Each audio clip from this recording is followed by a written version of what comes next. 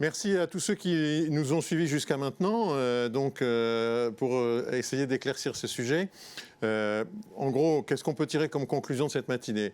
D'abord, cette transition est indispensable, à la fois pour l'environnement, le réchauffement climatique, mais également pour la santé publique. Elle est en route, c'est sûr.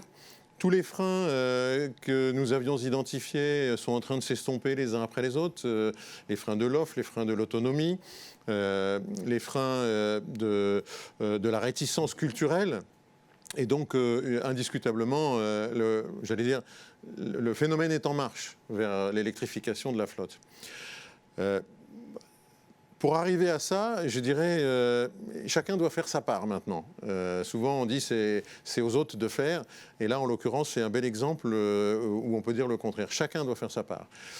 Évidemment, les particuliers doivent accepter de changer un peu leurs habitudes et progressivement, ils vont le faire. On a montré, je pense, qu'on soit particulier ou qu'on soit entreprise, le véhicule électrique présente beaucoup d'avantages. Éventuellement, avec une phase intermédiaire, n'en déplaise à Hanno, avec de l'hybride rechargeable pour s'habituer, mais à terme, véritablement, avec à terme un véhicule électrique. Pour ce qui concerne les entreprises, eh bien, on a évoqué le plan de mobilité. C'est un exercice que je pense toutes les entreprises, grandes ou petites, devraient faire, qui leur permettrait d'y voir un peu plus clair sur leurs besoins et les moyens de le faire. Elles ont aussi une charge, les entreprises, importante. En termes d'équipement, on a eu aussi des exemples. Comment fait-on pour équiper des points de recharge dans l'entreprise, éventuellement chez les collaborateurs? Alors tout n'est pas si simple. Quand on est en habitat individuel, évidemment, c'est plus simple d'installer dans son jardin ou dans son garage une prise de recharge. Quand on est en habitat collectif, même si la loi, en principe, facilite ça, il reste encore des difficultés. Mais cela dit, les choses avancent et elles avancent bien. Et donc, l'entreprise doit voir comment elle peut aider ses salariés à installer des zones de recharge à la fois sur le site et à la fois chez eux. Les énergéticiens ont, eux, également leur part à faire. Là, on a un florilège d'annonces sur le nombre de bornes de recharge. Alors, c'est 10 000, 100 000 en 2025, en 2021. Les représentants du gouvernement également annoncent des plans de recharge très nombreux. Je crois que c'est très bien d'annoncer ces plans de relance, mais ce serait très grave de ne pas respecter ces annonces parce que ça créerait un phénomène de déception. Les gens qui ont cru, s'ils doivent faire la queue pendant une demi-heure pour pouvoir recharger pendant 30 secondes à une station-service, alors ils ne renouvelleront pas leur expérience. Donc les énergéticiens aussi ont un vrai challenge de tenir les promesses qu'ils ont annoncées. L'État a son rôle, une politique, nous l'appelons ici à l'Observatoire de nos voeux depuis longtemps, une politique fiscale pluriannuelle, de telle manière que les gestionnaires de parcs sachent pendant plusieurs années, s'ils choisissent tel ou tel véhicule, quelle sera la fiscalité applicable, en sachant que la fiscalité est un élément très important du TCO que nous avons évoqué plusieurs fois ici.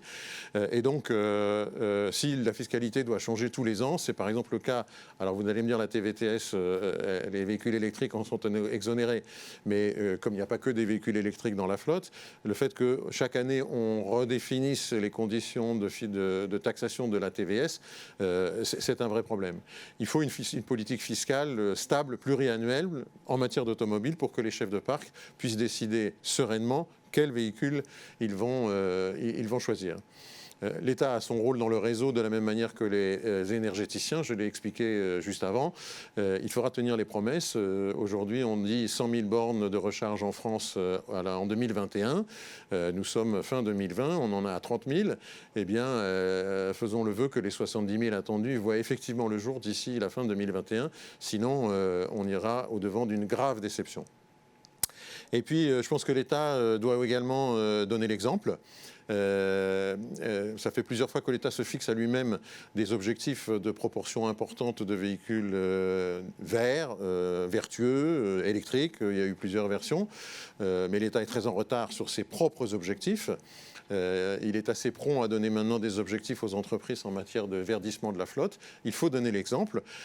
Aujourd'hui, l'État a la circulaire du ministre Cazeneuve, une des dernières qu'il avait signée, qui probablement mériterait d'être revisitée. D'après ce qu'on sait, c'est en cours de réflexion, mais la circulaire Castex, j'allais dire, n'a pas remplacé la circulaire Cazeneuve et on l'attend. Et côté collectivité locale ou territoriale, il y a un sujet sur le FCTVA, puisque l'allocation longue durée ne permet pas la récupération de la TVA dans le cadre du FCTVA, ce qui retient un certain nombre de collectivités locales dans le cadre d'une gestion globale de leur flotte, à la fois de mettre des véhicules électriques, de les passer en location et d'avoir une flotte complète gérée de façon harmonieuse. Et puis les collectivités locales doivent elles-mêmes donner l'exemple parce que c'est finalement les impôts de chacun des Français qui sont les ressources de ces collectivités. Et donc en montrant qu'on était capable de faire localement ce que l'on voudrait faire, on donne cet exemple. Voilà, grosso modo, le tableau où chacun a son rôle à jouer. Et j'espère que dans cette matinée, on vous a, de façon assez objective, montré que à la fois l'électrification est en marche, mais qu'il reste encore un petit peu des seuils à franchir et que si chacun s'y met, on va y arriver.